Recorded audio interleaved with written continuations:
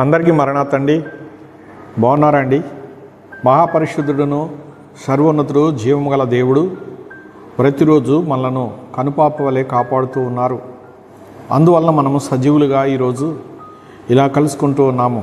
ప్రియ స్నేహితులారా, ఆయన మాటలు తలంచుకొనుట ఆయనకు మహిమ, ఆయన మాటలు వినుట ఆయనకు మహిమ, మనకు ధన్యత. చెవిగలవాడు వినుగాక అని ప్రకటన గ్రంథంలో సర్వోన్నతుడుగు ప్రభువు సెలవిస్తూ ఉన్నారు. ప్రియులారా, దేవుని మాటలు చెవిగలవాడు వింటాడు అనగా దేవుని మాటలు వినే చెవి గలవారు. దురద చెవులు గలవారు దేవుని మాటలు వినలేరు. లోకపు వార్తలు కావాలి వారికి.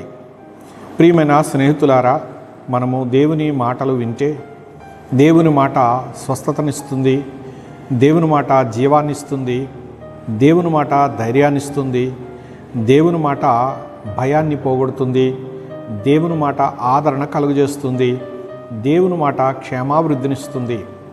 ప్రియ స్నేహితులారా, ఆయన మాటలు ఆశీర్వాదాన్ని తెచ్చి మనకు అనుగ్రహిస్తాయి.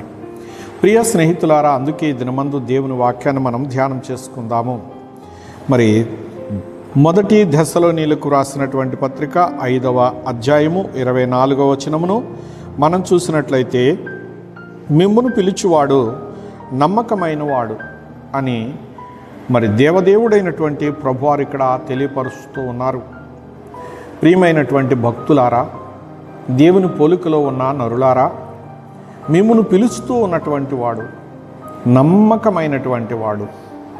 ప్రియులారా, నమ్మకం అంటే మరి ఇక్కడ లోక సంబంధులు కాదు. నమ్మకం అంటే యేసు ప్రభువే, సత్యం అంటే యేసు ప్రభువే.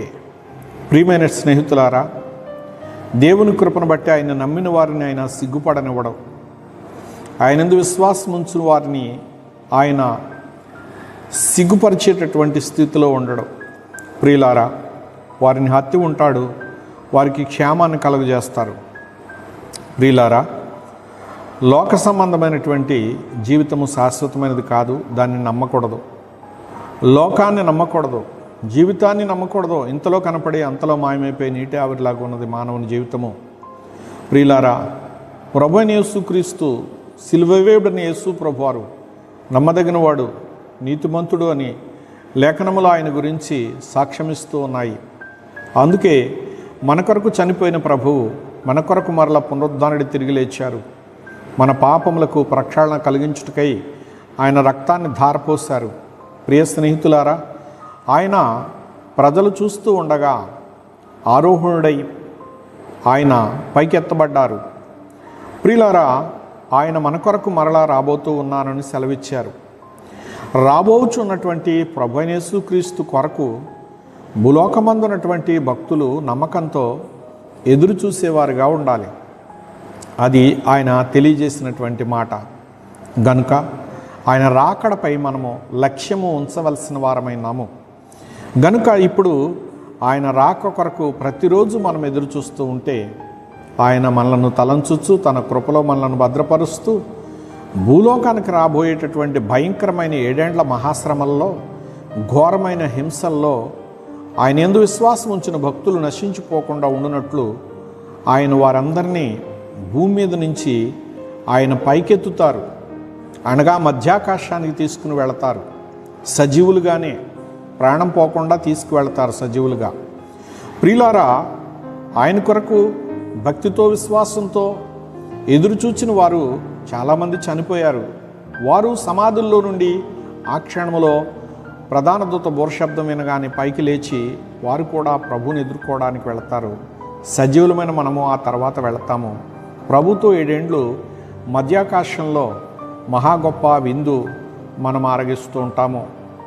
ప్రభువారు మరి పెండ్లి కుమారుడిగా రాబోతూ ఉన్నారు. కనుక ఆయనందు విశ్వాసం ఉంచు వారిని ఆ దుస్థితి నుంచి విడిపించి కాపాడి 1000 ఏళ్ల పరిపాలనలో ఆయన భూమిని, పరలోకాన్ని, సర్వలోకాన్ని ఏలుబడి చేసేవారు ఉన్నారు. గనుక 1000 ఏళ్ల పరిపాలన ఆయన చేస్తారు. 1000 ఏళ్ల పరిపాలనలో ప్రభుతో పాటు మనము సజీవులుగా ఉంటాము. అట్టి దీవెన ప్రభు అయినటువంటి యేసుక్రీస్తు భూలోకమందు ఉన్న మానవులకు ప్రసాదించి మరణమును జయించిన మానవులుగా 1000 ఏండ్ల పాలనలో ప్రభుతో యుగయుగములు జీవించు భాగ్యము ప్రభువు ప్రసాదించుగాక. ఆమె. చిన్న ప్రార్థన చేద్దాం. ప్రాణప్రియుడైన యేసుక్రీస్తు ప్రభువానికి స్తోత్రములు స్తోత్రములు స్తోత్రములు నాయన. ఇదిగో ప్రభువా, ఈ మాటలు పవిత్రపరిచే మాటలు విశ్వాసాన్ని ప్రభువా పెంపారించుకునడానికై తోడ్పడినట్లు కృప చూపించు. సకల విధాల దీవెనలతో నీ బిడ్డలందరినీ సత్కరించు. నీ పరిశుద్ధ మహిమరాకడకు సిద్ధపరచు. ఘనమైన దీవెనలతో నీ సాక్షాత్కారం అందుకుని వర్ధిల్లు భాగ్యవంతులుగా ప్రతి ఒక్క కుమారుణ్ణి కుమార్తెను సిద్ధపరచమని యేసు నామమున వేడుకుంటున్నాను పరమ తండ్రి. ఆమెన్. పరమదేవుని దీవెన మనందరికీ తోడే నడిపించుగాక. ఆమెన్. అందరికీ మరణాతండి.